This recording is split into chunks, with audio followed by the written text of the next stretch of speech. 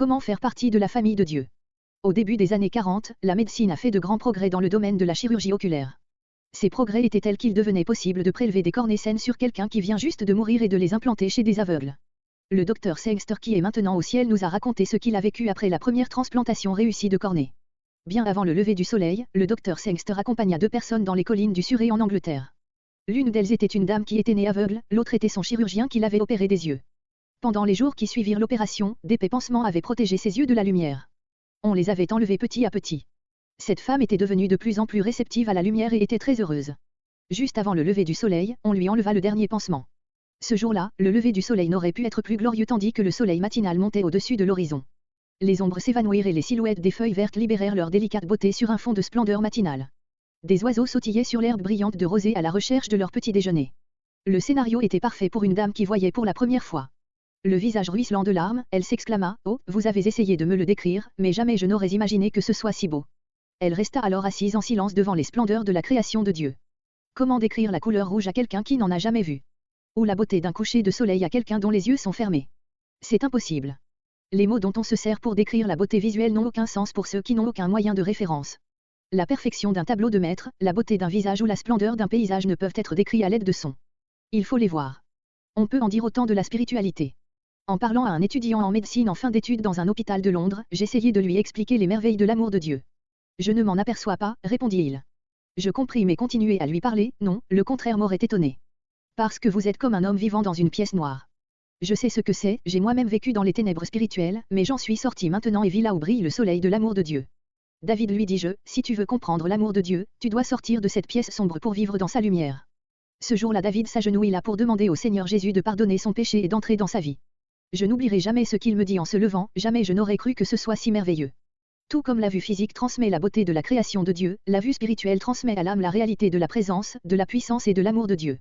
Après être monté au ciel, le Seigneur Jésus, parlant par l'intermédiaire de l'apôtre Jean, fit un diagnostic étonnant de la condition des habitants de Laodicée.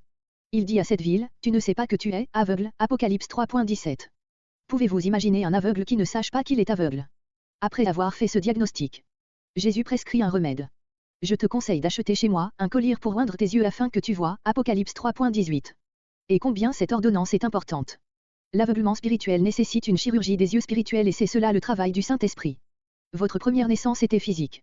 Mais elle ne vous a pas donné une vue spirituelle et la révélation. Si vous voulez sortir des ténèbres spirituelles pour entrer dans la lumière de la connaissance de la gloire de Dieu, 2 Corinthiens 4.6, vous devez naître une seconde fois. Jésus a dit à Nicodème. Ce qui est né de la chair est chair, et ce qui est né de l'esprit est esprit. Ne t'étonne pas que je t'ai dit, il faut que vous naissiez de nouveau. Jean 3.6,7. Si un homme ne naît de nouveau, il ne peut voir le royaume de Dieu. Jean 3.3. Si donc vous voulez voir le royaume de Dieu, vous devez aussi naître de nouveau. Comme tous les hommes, vous êtes nés avec un vide qui réclame d'être comblé. Ce vide spirituel ne peut être comblé que par la présence de Christ. Lorsque vous le recevrez, sa mort portera ses fruits dans votre vie.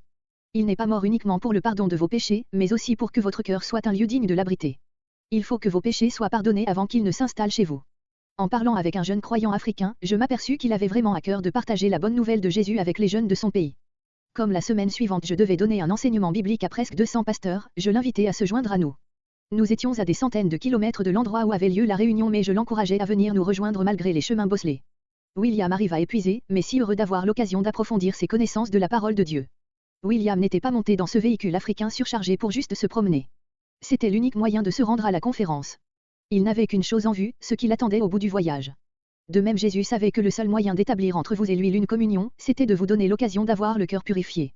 Même si le pardon de vos péchés était nécessaire, son but ultime était votre nouvelle vie en lui et votre habileté à communier avec lui. Vous ne pouvez vous passer de cette communion personnelle avec Jésus.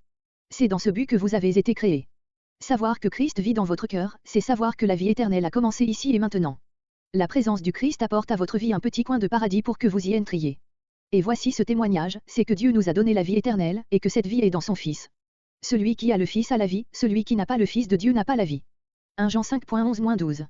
Ce n'est donc pas étonnant qu'après que mon ami David a demandé à Jésus de lui pardonner son péché et d'entrer dans sa vie, il se soit exclamé « Jamais je n'aurais cru que ce serait aussi merveilleux ».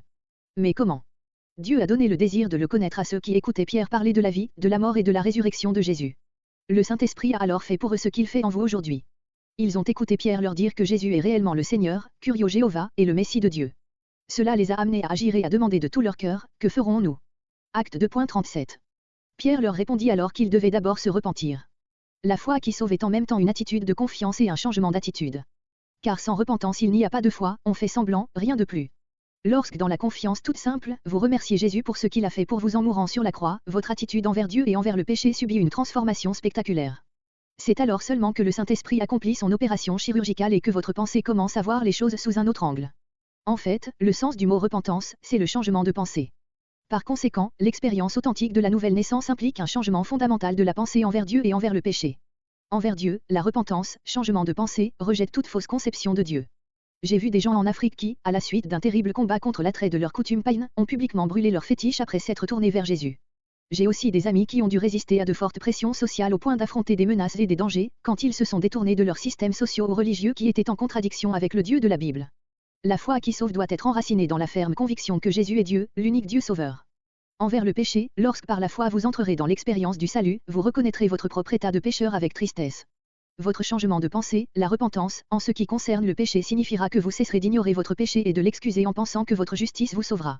Et toute notre justice est comme un vêtement souillé, devant un Dieu saint, Ésaïe 64.6. Mais en vous tournant vers Jésus, vous désirerez vous détourner de ces choses qui dans votre vie lui ont fait de la peine. Imaginez un soldat en permission. Un jour, il reçoit 2 lettres, la première d'un ami, l'autre de son commandant. La première est une invitation au mariage de son ami, la seconde lui intime l'ordre de rejoindre la caserne. La différence est grande entre une invitation et un ordre. On peut refuser poliment l'invitation tandis que l'ordre nous place devant l'alternative de l'obéissance ou de la rébellion. Comme Dieu vous aime et qu'il sait que le péché détruira votre vie, il ne vous invite pas à vous repentir. Il vous l'ordonne. Alors que Paul terminait sa présentation de l'Évangile aux philosophes et à ses interlocuteurs à l'université d'Athènes, il leur dit, il annonce maintenant à tous les hommes, en tout lieu, qu'il est à se repentir, acte 17.30. Vous êtes inclus dans le nombre. Le miracle réside dans le fait qu'en vous détournant des idées erronées que vous avez sur Dieu et sur votre péché personnel et en vous tournant vers Jésus votre Seigneur et Sauveur, le Saint-Esprit produit en vous le vouloir et le faire, selon son bon plaisir, Philippiens 2.13. Ainsi, Dieu promet à ceux qui se repentent réellement le désir de faire et le pouvoir de faire la volonté de Dieu. C'est alors que votre vie atteindra son plein épanouissement voulu par Dieu. En tant qu'ami, je vous exhorte à accepter de recevoir le Seigneur Jésus maintenant. Pouvez-vous trouver un endroit où vous vous agenouillez calmement devant le Seigneur et prier? Bien sûr, si vous répétez comme un perroquet les paroles d'une prière, elles ne vous seront d'aucune utilité. L'élément le plus important est de répondre par la foi à Jésus qui a dit, je suis le chemin, la vérité et la vie, nul ne vient au Père que par moi, Jean 14.6. Voulez-vous bien maintenant fermer les yeux et faire une prière spontanée qui vient de votre cœur ou faire cette prière que nous vous proposons?